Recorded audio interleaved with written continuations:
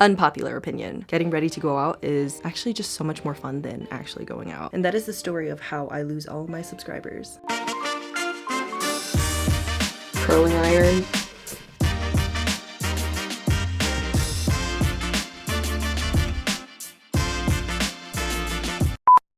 Okay, so on the real though, the expectation of going out is almost always the fun part of going out. Like, you imagine yourself getting ready, you put a lot of thought into curating your hair, makeup, and outfit, and you imagine yourself stepping out looking fire and smoking hot. All the attention is on you, and so this kind of hypes you up and gets you ready for the night. But in reality, the second that you step out of a car, you realize it's way too cold to be wearing a dress. Walking in heels anywhere is almost more annoying than the fact that at one point in your life you used to love your ex, and you arrive very quickly to the realization that going out isn't as fun as getting ready for it was. So today I'll be doing all the fun parts of going out without actually going out, except to work. I do have to step out for an in-person tutoring session today, and so that'll be fun.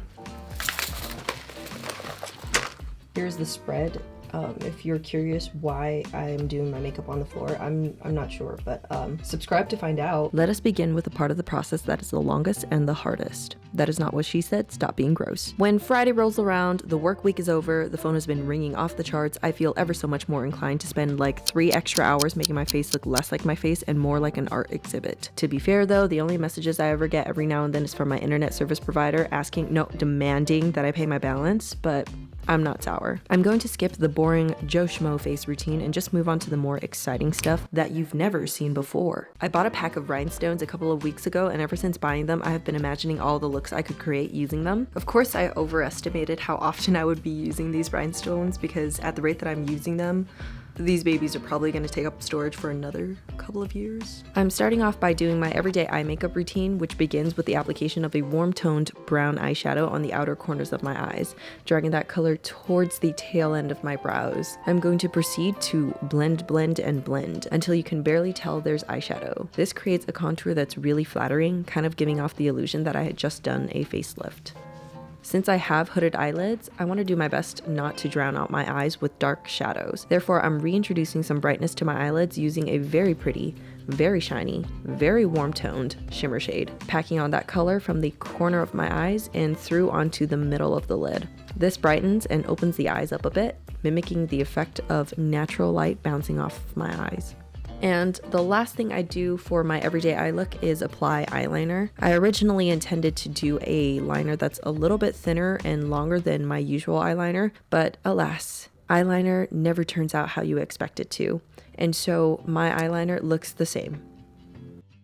Now I'm going for a dainty eye look with the rhinestones circling and following the natural shape of my eyes. I've taken some inspo from Instagram and Pinterest to kind of guide me in choosing a look. Now there really is no rhyme or reason to how I decide where to place each stone, but for every stone I'm placing a little bit of lash glue and letting the glue become tacky before sticking on a stone. I don't have a proper tool to apply these rhinestones, and so I'm just using the butt end of a bobby pin to kind of zhuzh these rhinestones into place. I'm going to proceed by spending at least a good hour and a half putting little stones on my eyeballs, and I'm going to really quickly finish the rest of my face with a nude lip liner to line my lips, set my face so that everything's in place, and voila. That was a really bad transition, sorry. Hello. Now, it is incredibly rare that I ever leave the house without doing my hair. Not to say that I'm a great hairstylist. In fact, my hair is probably the last thing that people compliment me on.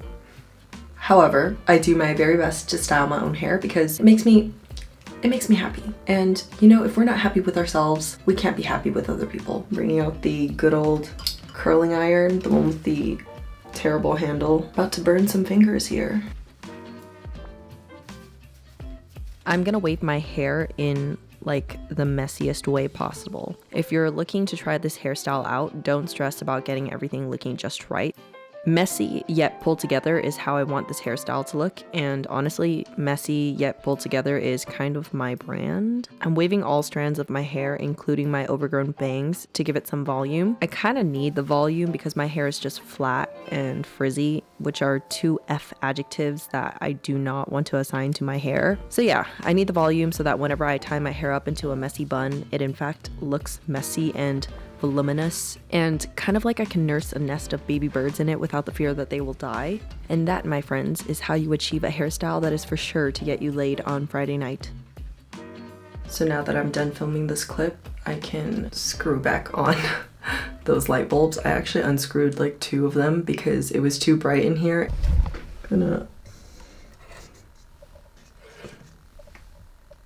I know earlier I said doing my makeup is probably going to be the longest part of the process of getting ready. However, that's only partially true. It actually takes the most physical time. And what I mean by that is it takes like an hour for me to actually do the makeup and like use my body to apply the makeup and stuff. The outfit picking part, however, takes the most mental time. Sometimes it'll take me an entire week. Like it'll be Monday and I'll be fantasizing about what I would wear on Friday. And by the time that Friday night rolls around, I still wouldn't know what to wear. It's the most annoying thing ever because most of the time I just kind of default back to my regular old t-shirt and jeans, but not today. Today I'm going to curate a look that is going to be out of the box for Terri. I am going to ensure that later today I'm going to feel especially uncomfortable, particularly at work. Which brings me to our newest game show called Pick an Outfit, Terri. Quit overthinking every aspect of your life. The rules to this game are, there are no rules. On a scale of comfortable to inappropriate for the context, let's see our contestants. The first contestant is this outfit. The regular degular old t-shirt and jeans. She's cute, she's basic, but is she too basic? On our scale, let's rate this too comfortable. The second contestant would be this razzle-dazzle top. Cute for clubbing, cute for being that bitch on a Friday night, but not cute for showing up to work. On our scale, we give this a too inappropriate given the context. And the final contestant is an oldie but a goodie. An oversized blazer with some nice fitting pants. Ooh, that neckline, that business chic we were all looking for. On our scale, we'll give this a just right for going out and for work.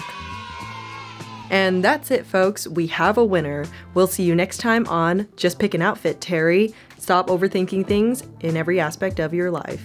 Alright, so earlier in the video, I mentioned that I was supposed to have gone to an in-person tutoring session. So I was supposed to have left the house, but my appointment ended up getting canceled. And so I'm actually going to stay at home and do the rest of my appointments at home. I'm kind of nervous to enter a Zoom call and have my students see this. For the most part, I don't think that any of my students will judge me. My biggest concern might be that the parents might judge me. However, all of my students' parents are pretty lax and chill and really understanding, and I have a really good relationship with all of families that I help, and so I'm not too concerned there. So I'm currently waiting for my student to arrive to this Zoom meeting, and I'm kind of really fucking nervous. So immediately there was no reaction to my self-expression and playful makeup. When everyone at work treated me the same, it felt pretty empowering to know that no one gives a shit about what I'm wearing as long as I'm doing my job well. It kind of was an ego boost because in my mind, I knew that people didn't care what I did outside of work as long as I did my job well. So I finished with work and I actually changed back into my sleep clothes because staying home is the best. Obviously, there are always people who will judge, but the majority of people don't care. What I wear to work, the way that I present myself to the public is probably the last thing on people's minds because no one gives a shit.